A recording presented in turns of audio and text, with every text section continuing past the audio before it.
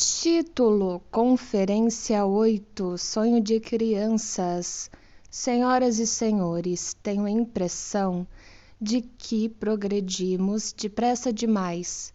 Retrocedamos um pouco antes de empreendermos a anterior tentativa de vencer a dificuldade da deformação em sonhos com o auxílio de nossa técnica. Dissemos que a melhor forma de proceder nesse caso seria contornar a dificuldade, atendo-nos a sonhos em que não havia deformação, ou apenas pouca deformação, caso existam tais sonhos. Uma vez mais, isso significará um desvio em relação à evolução histórica de nossas descobertas, porque, na verdade, só após a técnica de interpretação ter sido coerentemente aplicada e os sonhos deformados terem sido completamente analisados, é que percebemos haver sonhos livres de deformação. Os sonhos que estamos buscando ocorrem em crianças. São breves, claros, coerentes, fáceis de entender, sem ambiguidade, não o bastante. São sonhos indubitavelmente. Os senhores, porém, não devem supor que todos os sonhos de crianças sejam desse tipo. A deformação onírica já inicia bem no início da infância e tem sido relatados sonhos sonhados por crianças entre 5 e 8 anos, que possuem todas as características de sonhos de idade maior. Entretanto, se os senhores se limitarem à faixa etária entre o início da atividade mental observável e o 4º ou 5º ano, encontrarão numerosos sonhos portadores das características que se podem descrever como infantis e alguns outros do mesmo tipo em anos posteriores da infância. Na verdade, sob certas condições, os próprios adultos têm sonhos que em muito se assemelham aos sonhos tipicamente infantis. Desses sonhos de crianças podemos tirar conclusões com grande facilidade e certeza a respeito do caráter essencial dos sonhos em geral, e podemos esperar que essas conclusões sejam comprovadas como decisivas e universalmente válidas. Nenhuma análise, nenhuma aplicação de qualquer técnica é necessária para compreender esses sonhos. Não há necessidade de indagar a uma criança que nos conta seu sonho. No entanto, há que acrescentar ao sonho alguma parcela de informação proveniente de eventos da vida da criança. Invariavelmente existe alguma vivência do dia anterior que nos explica o sonho. O sonho é a reação durante o sono da vida mental da criança, a experiência que teve no dia precedente. Tomaremos alguns exemplos nos quais basearemos nossas demais conclusões. Um menino de 2 anos foi solicitado a entregar a alguém uma cesta de cerejas como presente de aniversário. Obviamente, ele estava muito relutante em fazê-lo, embora lhe houvessem prometido que ganharia algumas das cerejas. Na manhã seguinte, contou que havia sonhado. O Hermann comeu todas as cerejas. B. Uma menina de 3 anos e 3 meses fez a travessia de um lago pela primeira vez. No local do desembarque, não queria deixar o barco e chorava desconsoladamente. A travessia tinha sido curta demais para ela. Na manhã seguinte, anunciou: Noite passada eu andei no lago. Seguramente podemos acrescentar que essa travessia tinha durado mais tempo. C. Um menino de 5 anos e 3 meses foi levado a uma excursão ao Erchental, perto de Hallstatt. Tinha-lhe sido dito que Hallstatt ficava no sopé de Dachstein. Tinha mostrado grande interesse por essa montanha de onde ele estava em Alsi. Havia uma linda vista da montanha e o Simone Ruth, que a encimava, podia ser reconhecido através de um telescópio. A criança muitas vezes procurava vê-lo através do telescópio.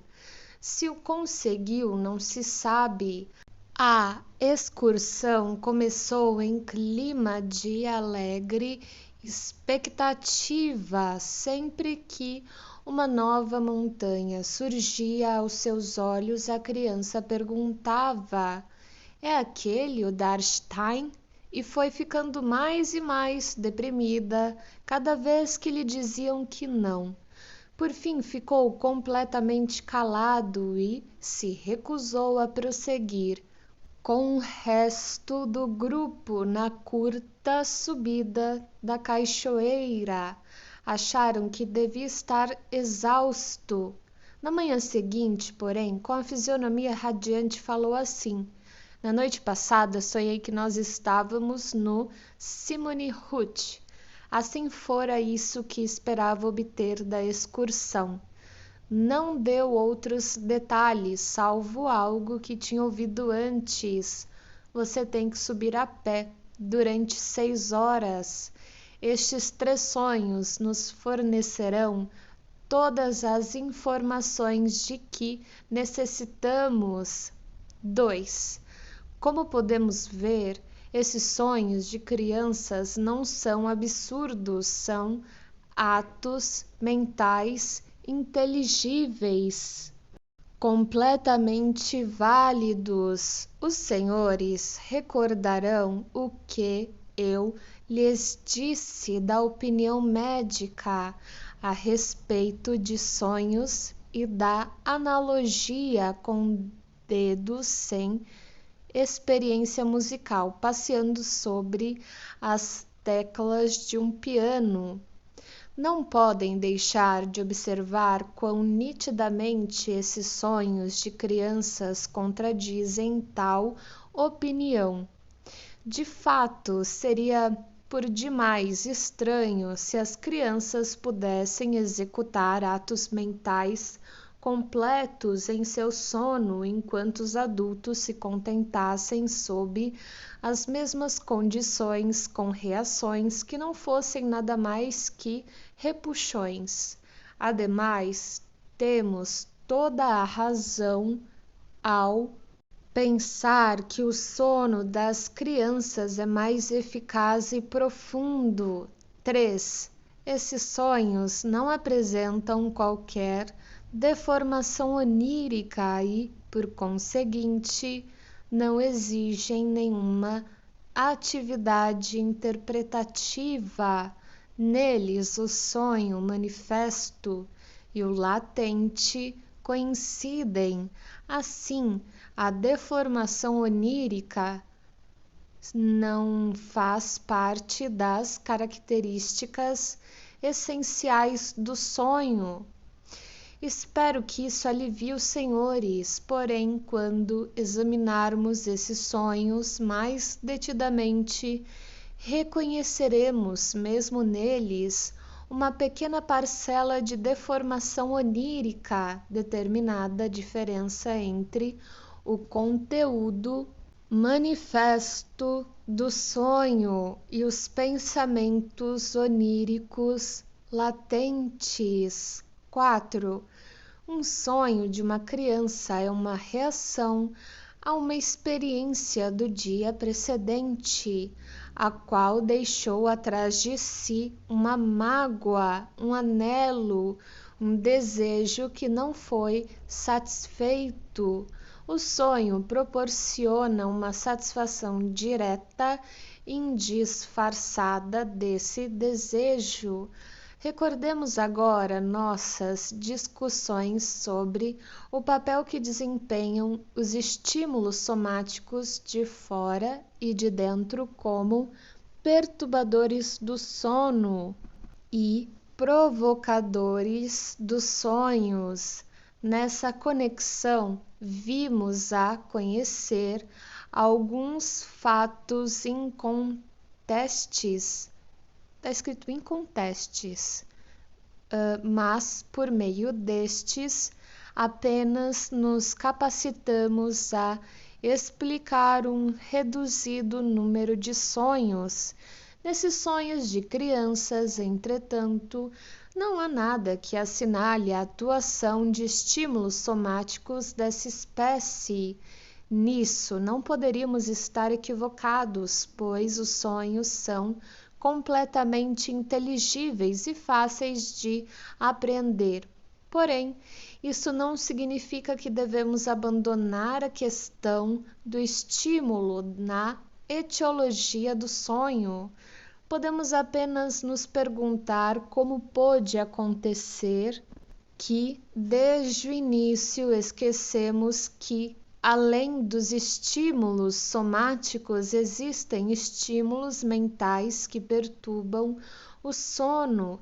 Afinal de contas, sabemos que as excitações dessa natureza são os principais responsáveis pela perturbação do sono em um adulto, impedindo-o de estabelecer o estado de espírito requerido para o adormecer. O interesse em ser retirado do mundo. Ele não deseja interromper a vida, de preferência continuaria seu trabalho com as coisas nas quais está interessado, e por essa razão não adormece. No caso de crianças, portanto, o estímulo mental, o desejo que não foi satisfeito, e é a isso que reagem com o sonho. 5. Isso nos abre o caminho mais direto para a compreensão da função do sonho, na medida em que um sonho é uma reação a um estímulo psíquico, deve equivaler a um manejo do estímulo de maneira tal que este seja eliminado e o sono possa continuar. Ainda não sabemos como esse manejo do estímulo pelo sonho se torna possível. Dinamicamente, porém, já estamos verificando que os sonhos não são perturbadores do sono, como erroneamente são denominados, mas guardiães do sono que eliminam as perturbações do sono. Pensamos que deveríamos dormir melhor se não houvesse sonho, porém nos equivocamos. De fato, sem o auxílio do sonho, não poderíamos absolutamente ter dormido. É devido a isso que dormimos, bem ou mal. O sonho não pode evitar de nos perturbar um pouco, da mesma maneira como um vigia noturno muitas vezes não pode evitar de fazer um pequeno ruído quando persegue os perturbadores do sossego que procuram acordar-nos com seu barulho. 6. O que origina um sonho é um desejo, e a satisfação desse desejo constitui o conteúdo do sonho. Esta é uma das características principais dos sonhos. A outra, igualmente constante, é que um sonho não apenas confere expressão a um pensamento, mas também representa o desejo sendo satisfeito sob a forma de uma experiência alucinatória. Gostaria de ir ao lago. É o desejo que origina o sonho. O conteúdo do sonho propriamente dito é: estou indo ao lago. Portanto, mesmo nesses simples sonhos de crianças, há uma diferença entre o sonho latente e o sonho manifesto. Há uma distorção do pensamento onírico latente, a transformação de um pensamento em uma vivência no processo de interpretar um sonho. Essa alteração necessita primeiro ser desfeita. Se tal vier a revelar-se como a característica mais universal dos sonhos, a parte de sonho que lhes referi anteriormente. Vi meu irmão em uma caixa Kasten. Não deve ser traduzida como meu irmão está se restringindo, skrankt sich ein, e sim como eu gostaria que meu irmão se restringisse. Meu irmão deve restringir-se. Das duas características gerais dos sonhos que agora apresentei, a segunda tem melhor perspectiva de ser aceita sem oposição do que a primeira. É apenas por meio de exaustivas investigações que podemos estabelecer o fato de que a origem dos sonhos deve ser sempre um desejo, não uma preocupação, uma intenção ou uma censura. Isso, porém, não afetará a outra característica, a de que o sonho não faz simplesmente reproduzir esse estímulo, mas remove-o, elimina-o, maneja-o através de um tipo de vivência. 7. Com base nestas características dos sonhos, podemos voltar mais uma vez a uma comparação entre sonho e parapraxia. Nesta, distinguimos entre uma intenção perturbadora e uma intenção perturbada, sendo a parapraxia uma conciliação das duas. Um sonho pode se ajustar ao mesmo modelo. A intenção perturbada só pode ser a de dormir. Podemos substituir a intenção perturbadora pelo estímulo psíquico, quer dizer, pelo desejo que pressiona por ser manejado, de vez que até o momento não tomamos conhecimento de nenhum outro estímulo psíquico que perturbe o sono. Também aqui o sonho é o resultado de uma conciliação.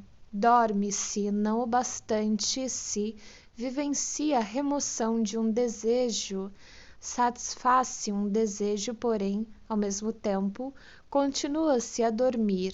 Ambas as intenções são, em parte, realizadas e em parte abandonadas.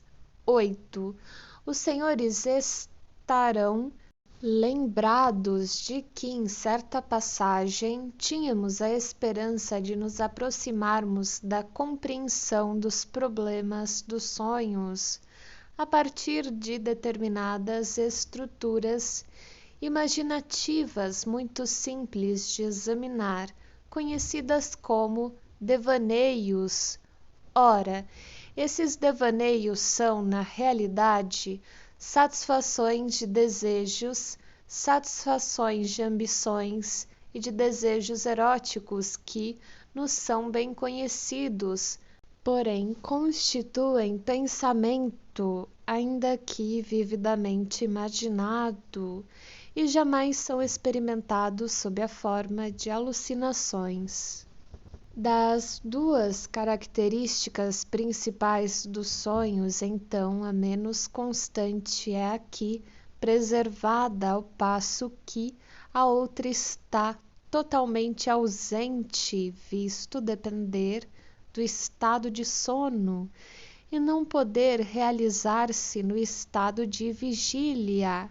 O uso idiomático, por conseguinte, encerra uma noção do fato de que a satisfação de desejos é uma característica principal dos sonhos.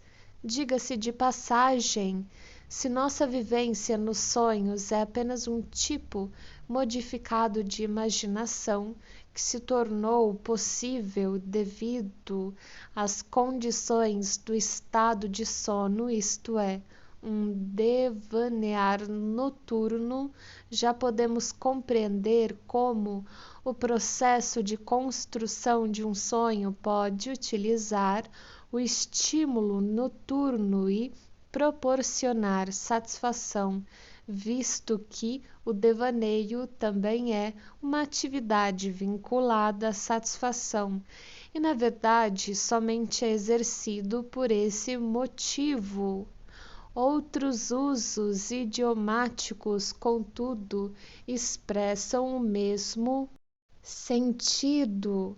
Existem provérbios conhecidos como os porcos sonham com bolotas de carvalho e os gansos sonham com milho, ou com que sonham as galinhas? Com milho.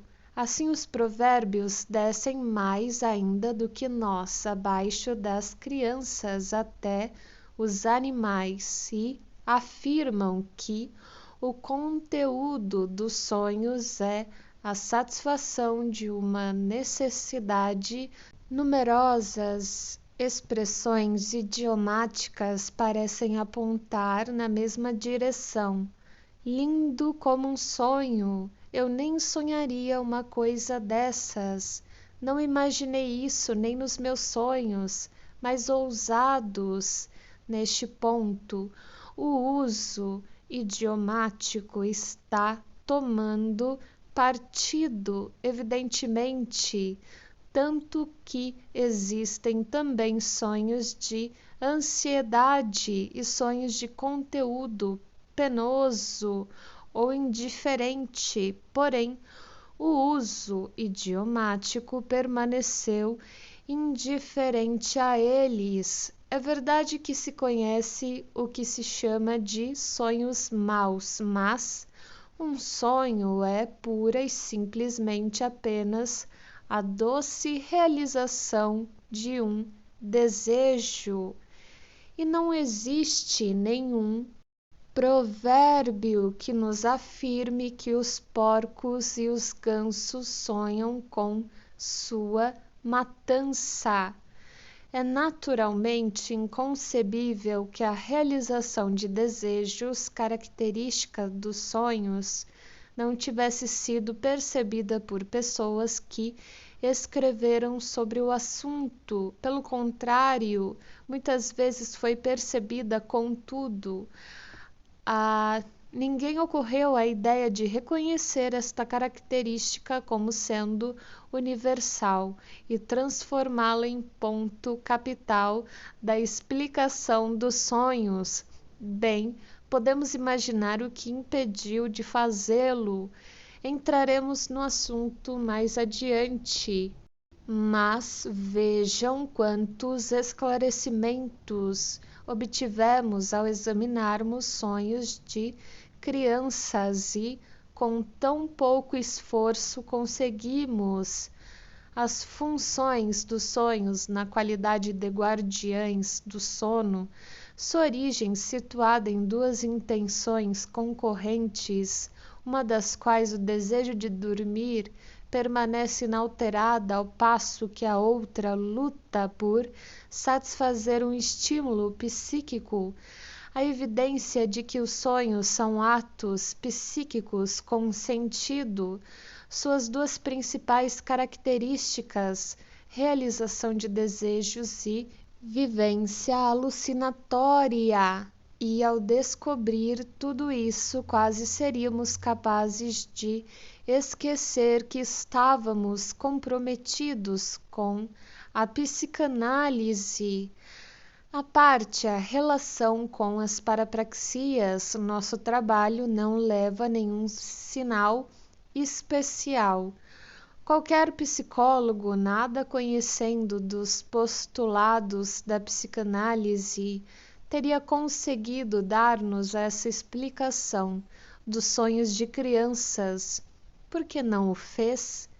Se os sonhos do tipo infantil fossem os únicos, o problema estaria resolvido e nossa tarefa terminada, e isso sem termos de fazer perguntas àquele que sonhou, sem tocarmos no inconsciente ou recorrermos à associação livre. É aí, evidentemente, que se situa a continuação de nossa tarefa. Já verificamos repetidamente que as características que se afirmava serem de validade geral terminaram aplicando-se apenas a um determinado tipo e a um determinado número de sonhos. A questão que se nos apresenta, portanto, é saber se as características gerais que inferimos dos sonhos de crianças possuem uma base mais firme, se elas são válidas também para sonhos que não são tão transparentemente nítidos e cujo conteúdo manifesto não apresenta qualquer sinal de estar relacionado a algum desejo remanescente do dia anterior. É nossa opinião que esses outros sonhos sofreram uma deformação em profundidade e, por este motivo, não podem ser avaliados à primeira vista. Também suspeitamos que, para explicar essa deformação, necessitaremos da técnica psicanalítica da qual pudemos prescindir quando tratávamos de entender ainda há pouco os sonhos de crianças. Em todo caso, ainda há uma outra classe de sonhos que se apresentam não deformados e que, como sonhos de crianças, facilmente podem ser reconhecidos como realizações de desejos. Estes são sonhos que, em qualquer época da vida, são suscitados por necessidades corporais imperiosas, fome, sede, necessidade sexual, isto é, são realizações de desejos sob a forma de reações a estímulos somáticos internos. Assim, tenho anotado um sonho de uma menina de 19 meses que consistia em um cardápio ao qual se ligava seu próprio nome, Ana F., morangos silvestres, omelete, pudim. Isso era uma reação a um dia sem comida devido a um distúrbio digestivo. Este realmente se tinha originado na ingestão da fruta que apareceu por 2 vezes no sonho. A avó da criança, suas idades somadas perfaziam 70 anos, simultaneamente foi obrigada a privar-se de alimentos por um dia inteiro devido a um distúrbio ocasionado por um rim flutuante. Ela sonhou na mesma noite que havia sido convidada para comer fora e que fora regalada com as mais apetitosas iguarias, observações levadas a cabo com prisioneiros que foram forçados a jejuar e com pessoas que estiveram sujeitas a privações em viagens e explorações. nos ensinam que, sob essas condições, os sonhos regularmente se centram na satisfação de tais necessidades. Assim, Otto Nordenskjöld escreve da seguinte maneira a respeito dos membros de sua expedição, enquanto atravessavam o inverno na Antártida, abre aspas, a direção tomada por nossos pensamentos mais íntimos mostrava-se claramente em nossos sonhos, que nunca foram mais vívidos nem mais numerosos do que nesta época. Mesmo aqueles de nós que de outro modo sonhavam apenas, de vez em quando, tinham longas histórias para contar. Quando chegava a manhã, ocasião em que trocávamos experiências desse mundo da imaginação, todos diziam respeito ao mundo exterior, agora tão distante de nós, embora todas elas muitas vezes estivessem adaptadas a nossas circunstâncias reais. No entanto, comer e beber eram um ponto central ao redor do qual giravam, no mais das vezes, os nossos sonhos. Um de nós, que tinha um dom especial para participar de grandes banquetes durante a noite, se sentia orgulhoso de poder contar de manhã que tinha devorado um jantar de 3 pratos. Um outro sonhava com fumo, com montanhas inteiras de fumo. Enquanto isso, um terceiro sonhava com um navio que se aproximava de velas enfunadas em mar aberto. Mas esse outro sonho vale a pena repeti-lo. Um carteiro trazia correspondência e dava uma longa explicação do motivo pelo qual tivéramos que esperar tanto tempo pela correspondência. Ele havia despachado para o endereço errado e só pudera recuperá-la com grande dificuldade. Naturalmente, sonhávamos com coisas ainda mais impossíveis, mas havia uma falta muito grande de imaginação, evidenciada por quase todos os sonhos que eu próprio sonhei, ou de que ouvi falar. Certamente seria de grande interesse psicológico se todos esses sonhos pudessem ser registrados, e facilmente se pode compreender quanto desejávamos o sono, pois este podia oferecer a cada um de nós tudo o que mais ardentemente era desejado. Assim também, de acordo com Duprel, Mungo Park, quando estava a ponto de morrer de sede, em uma de suas viagens pela África, sonhava incessantemente com os vales ricamente irrigados e com as campinas de sua terra natal.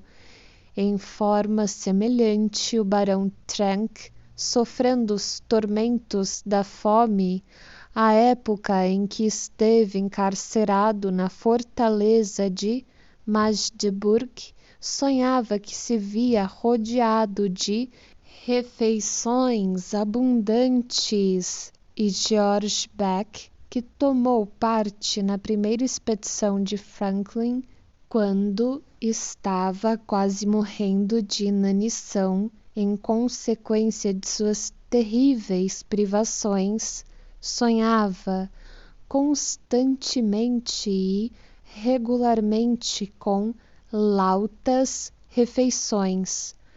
Todo aquele que come algum prato altamente condimentado no jantar e sente sede durante a noite, provavelmente sonha que está bebendo. Naturalmente, é impossível desfazer-se de uma necessidade muito premente de comer e beber por meio de um sonho. Acorda-se de um sonho dessa natureza, ainda com a sensação de sede, e tem-se de tomar água. Realmente, o efeito produzido pelo sonho é insignificante, neste caso, sob o ponto de vista prático. Não obstante, é evidente que ele aconteceu com o objetivo de despertar e fazer agir, quando a necessidade não é tão intensa. Os sonhos de satisfação de necessidades a miúde ajudam a superá-las. Da mesma forma, proporcionam satisfação os sonhos sob a influência de estímulos sexuais. Contudo, estes mostram particularidades que convém mencionar, como constitui característica do instinto sexual ser um pouco menos dependente do seu objeto do que a fome e a sede pode constituir uma satisfação real, aquela que advém de sonhos de ejaculação.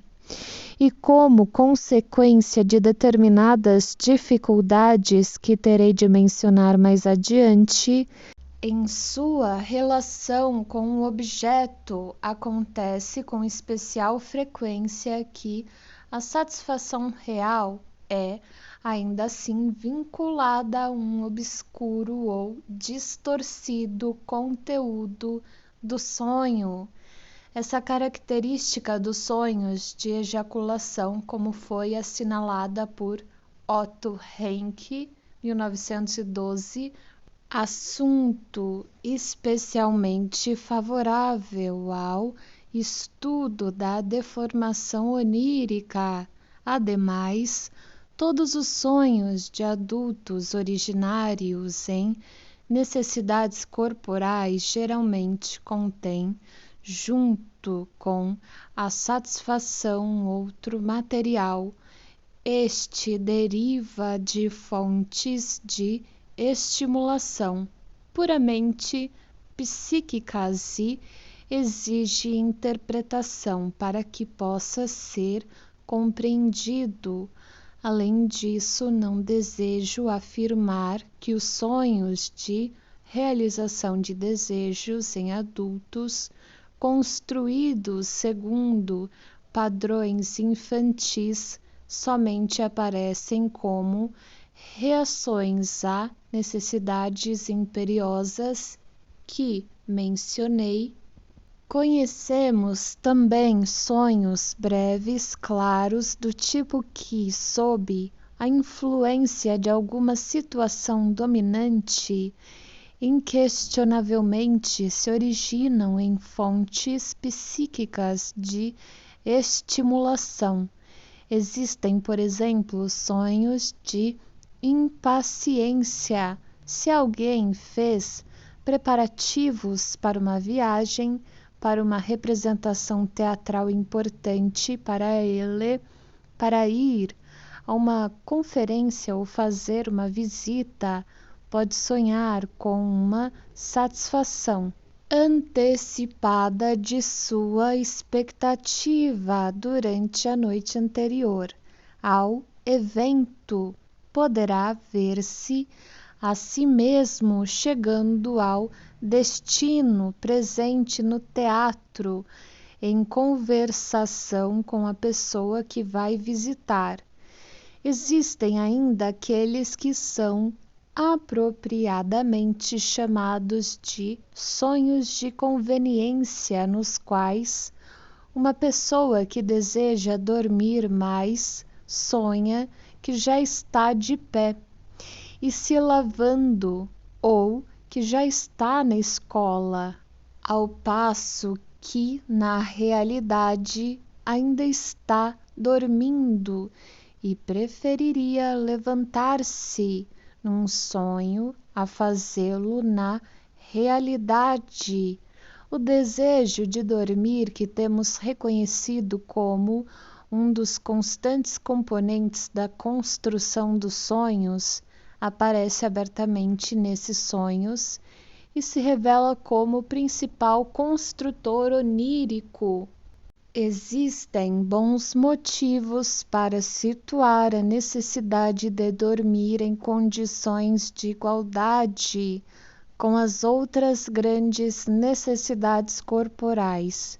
Aqui está uma reprodução de um quadro de Schwind, exposto na Galeria Schweck, de Munique, que mostra com que perfeição o artista captou a maneira como os sonhos surgem da situação dominante.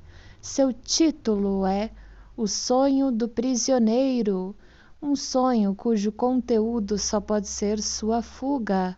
Constitui uma solução feliz dar-se sua fuga através da janela, porque é o estímulo da luz entrando pela janela que põe fim ao sono do prisioneiro. Os gnomos que estão subindo um em cima do outro, sem dúvida representam as posições sucessivas que ele próprio teria de tomar, à medida que subisse até o nível da janela. E, se não me engano, e se não estou atribuindo demasiada deliberação ao artista, o gnomo que se situa mais em cima, que está cerrando as grades, isto é, que está fazendo o que o prisioneiro gostaria de fazer, tem semblante igual ao deste. Em todos os sonhos que não sejam os de crianças nem os de tipo infantil, nosso caminho, como disse, está obstruído pela deformação onírica. De início, não podemos dizer se esses outros sonhos também são realizações de desejos, conforme suspeitamos. Não podemos determinar, a partir do seu conteúdo manifesto, a que estímulo psíquico devem sua origem, e não podemos provar que também eles se esforçam por eliminar esse estímulo ou, de algum modo, manejá-lo. Devem ser interpretados, isto é, traduzidos.